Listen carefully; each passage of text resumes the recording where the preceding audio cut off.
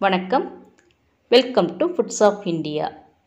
நம்ம உடலுக்கு தேவையான நோய் எதிர்ப்பு சக்தியை அதிகம் தரக்கூடிய நெல்லிக்காயை வச்சு எண்ணெயே சேர்க்காம நம்ம அதிக நாள் வச்சு யூஸ் பண்ணுற மாதிரி நீர் நெல்லிக்காய் எப்படி ரெடி பண்ணுறதுன்னு தான் இன்றைக்கி நம்ம இந்த வீடியோவில் பார்க்க போகிறோம். இதை வந்து நம்ம நீர் நெல்லிக்காய்னு சொல்லிக்கலாம் அல்லது உப்பு நெல்லிக்காய்னு சொல்லிக்கலாம். இந்த நீர் நெல்லிக்காய் ரெடி பண்ணுறதுக்கு இன்றைக்கி நான் 1/2 கிலோ அளவுக்கு நாட்டு நெல்லிக்காய் வந்து எடுத்து வச்சுருக்கேன். நெல்லிக்காய் வந்து ஒரு தடவை தண்ணியில் வந்து நல்லா கழுவி எடுத்துக்கலாம். இப்போ வந்து ஒரு துணியை வச்சு தண்ணி இல்லாமல் நல்லா தொடச்சி எடுத்துக்கணும். ஏன்னா இதை வந்து நம்ம அதிக நாள் வச்சுருந்து யூஸ் பண்ண போகிறோம், அதனால் கொஞ்சம் கூட தண்ணி இருக்கக்கூடாது.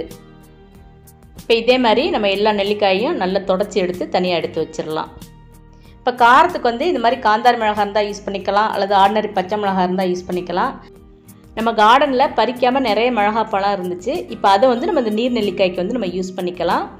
மிளகாயை வந்து காம்பெல்லாம் எடுத்துட்டு தண்ணியில் ஒரு தடவை நல்லா கழுவிட்டு அதுக்கப்புறம் தொடச்சிட்டு இந்த மாதிரி கீரி எடுத்து வச்சுக்கலாம். ஒரு பாத்திரத்தில் 3 கப் அளவுக்கு தண்ணி சேர்த்துக்கலாம். 1/2 கிலோ நெல்லிக்காய்க்கு வந்து 3 கப் அளவுக்கு தண்ணி வந்து கரெக்டாக இருக்கும். தண்ணி வந்து நல்லா இந்த மாதிரி கொதித்து வரும்போது 2 டேபிள் ஸ்பூன் கல்லுப்பு அல்லது டேபிள் சால்ட் எது வேணாலும் சேர்த்துக்கலாம். ஆனால் உப்பு சேர்த்து 2 நிமிஷம் தண்ணியை வந்து நல்லா இன்னும் கொதிக்க விடணும். இப்போ தண்ணி வந்து 2 நிமிஷம் நல்லா கொதிச்சிருச்சு.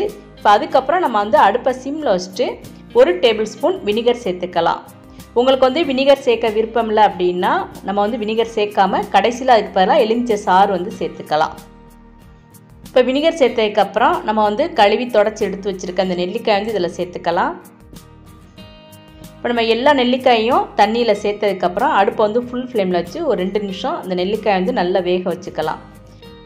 இந்த நெல்லிக்காயை வந்து நம்ம உப்பு தண்ணியில் வேக வைக்காமையும் நீர் நெல்லிக்காய் ரெடி பண்ணலாம். ஆனால் அந்த மாதிரி நம்ம ரெடி பண்ணோம்னா நீர் நெல்லிக்காய் ரெடி ஆகிறதுக்கு 1 வாரத்துக்கு மேலே ஆயிரும். ஏன்னா 1 வாரமாகும் அந்த நெல்லிக்காய் வந்து உப்பு சார்ந்து ஊறி வர்றதுக்கு.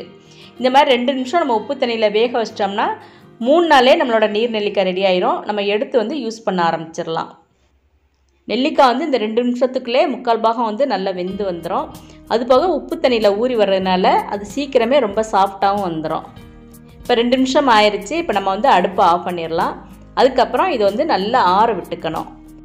நல்லா ஆறுனதுக்கப்புறம் தான் நம்ம பாட்டில் வந்து ஸ்டோர் பண்ண ஆரம்பிக்கணும். சூட்டோட அந்த பாட்டிலில் ஊற்றி நம்ம மூடி வச்சிட்டோம்னா நெல்லிக்காய் வந்து சீக்கிரமே கெட்டு போயிடும். அதுக்கு நான் இந்த மாதிரி ஒரு கண்ணாடி பாட்டில் எடுத்திருக்கேன். கண்ணாடி பாட்டில் வந்து கொஞ்சம் கூட ஈரம் இருக்கக்கூடாது.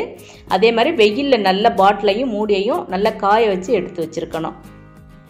முதல்ல நெல்லிக்காய் கொஞ்சத்தை சேர்த்துக்கலாம். அதுக்கப்புறம் நம்ம எடுத்து வச்சுருக்க மிளகாயை சேர்த்துக்கலாம். மிளகாய் வந்து மேலே இருந்துச்சுன்னா மிதக்க ஆரம்பிச்சிடும். அதனால் முடிஞ்ச வரைக்கும் நம்ம அடியில் சேர்த்துட்டு அதுக்கப்புறம் நம்ம மேலே வந்து நெல்லிக்காயை சேர்த்துக்கலாம். இதே மாதிரி மாற்றி மாற்றி நெல்லிக்காய் மிளகான்னு மாற்றி மாற்றி நம்ம வந்து சேர்த்துக்கலாம். பாட்டில் ஃபுல்லாகிற வரைக்கும் நம்ம சேர்த்துக்கலாம். மீதம் இருந்துச்சுன்னா நம்ம இன்னொரு பாட்டிலில் கூட அதை ஸ்டோர் பண்ணிக்கலாம்.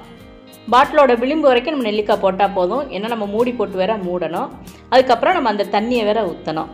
இப்போ இது எல்லாத்தையும் இந்த மாதிரி நம்ம அரேஞ்ச் பண்ணதுக்கப்புறம் நம்ம அந்த உப்பு தண்ணியை வந்து இதில் சேர்த்துக்கலாம். முதலே சொன்ன மாதிரி உங்களுக்கு வந்து வினிகர் சேர்க்க விருப்பம் இல்லை அப்படின்னா இந்த டைம் வந்து நீங்கள் எலுமிச்சை சாறை வந்து சேர்த்துக்கலாம். எலுமிச்சை சாறு வந்து தண்ணி நல்லா சூடு ஆறுனதுக்கப்புறம் தான் நம்ம சேர்த்துக்கணும். இப்போ பாட்டிலை வந்து நல்லா ஏர் டைட்டாக மூடி வச்சிடணும். கொஞ்சம் கூட காற்று புகக்கூடாது. இந்த மாதிரி நம்ம 3 நாள் அல்லது 4 நாள் அப்படியே வச்சுருக்கலாம். அதுக்கப்புறம் நம்ம இந்த நெல்லிக்காயை எடுத்து யூஸ் பண்ண ஆரம்பிச்சிடலாம். இந்த நெல்லிக்காயை வந்து ஸ்பூன் வச்சு யூஸ் பண்ணும்போது அந்த ஸ்பூனும் ஈரம் இருக்கக்கூடாது. அதே மாதிரி நம்ம கையிலையும் ஈரம் படக்கூடாது. இந்த மாதிரி நம்ம வந்து இதை 2 வாரம் வச்சுருந்து யூஸ் பண்ணிக்கலாம். நம்ம வந்து நெல்லிக்காய் ஊறுகாய் அல்லது நெல்லிக்காய் தொக்கு இந்த மாதிரிலாம் ரெடி பண்ணோம்னா அதில் வந்து காரம் அதிகமாக இருக்கும். அதே மாதிரி உப்பு அதிக அளவில் இருக்கும். இந்த நீர் நெல்லிக்காயில் அந்தளவுக்கு உப்பு இருக்காது. அதே மாதிரி காரமும் அதிக அளவில் இருக்காது. எண்ணெய் வந்து நம்ம சேர்க்கவே இல்லை. காரமும் எண்ணெயும் சேர்க்க பிடிக்காதவங்க இந்த மாதிரி நீர் நெல்லிக்காயை நம்ம ஸ்டோர் பண்ணி வச்சு தேவைக்கு யூஸ் பண்ணிக்கலாம். இந்த நெல்லிக்காயை அப்படியே நம்ம முழுசாகவும் எடுத்து சாப்பிட்டுக்கலாம். அதே மாதிரி தயிர் சாதத்துக்கு சைட் டிஷ்ஷாகவும் நம்ம எடுத்துக்கலாம். அதில் இருக்க பச்சை மிளகாயும் நெல்லிக்காயும் சேர்த்து சாப்பிட்டோம்னா இன்னும் சூப்பராக இருக்கும். இப்போ நீங்கள் பார்த்துட்டு இருக்க வந்து நான் ஏற்கனவே 3 மாதத்துக்கு முன்னாடி ஃப்ரிட்ஜில் ஸ்டோர் பண்ணி வச்சுருந்தேன் நீர் நெல்லிக்காய். நாளாக அந்த உப்பு தண்ணியில் ஊறி நெல்லிக்காய் வந்து அந்த புளிப்பு துவர்ப்பு எல்லாம் சேர்ந்து சூப்பரான டேஸ்ட்டில் இருக்கும். நம்ம நெல்லிக்காயெல்லாம் எடுத்து சாப்பிட்டதுக்கப்புறம் அதில் இருக்க அந்த உப்பு தண்ணியை வந்து நம்ம வேஸ்ட் பண்ண வேண்டாம். இந்த உப்பு தண்ணியை வந்து கொஞ்சமாக ஒரு கிளாஸில் சேர்த்துட்டு அதுக்கப்புறம் ஆர்டினரி தண்ணி கொஞ்சம் ஊற்றி நம்ம மிக்ஸ் பண்ணி குடித்தோம்னா நல்ல எனர்ஜியாக இருக்கும். நெல்லிக்காய் அதிகமாக கிடைக்கும் போதெல்லாம் இந்த மாதிரி நீர் நெல்லிக்காய் ரெடி பண்ணி நீங்களும் ஃப்ரிட்ஜில் ஸ்டோர் பண்ணி வச்சுக்கோங்க. இந்த வீடியோ உங்களுக்கு பிடிச்சிருந்ததுன்னா ஃபுட்ஸ் ஆஃப் இந்தியா சேனலை சப்ஸ்கிரைப் பண்ணி சப்போர்ட் பண்ணுங்கள். தேங்க்ஸ் ஃபார் வாட்சிங்.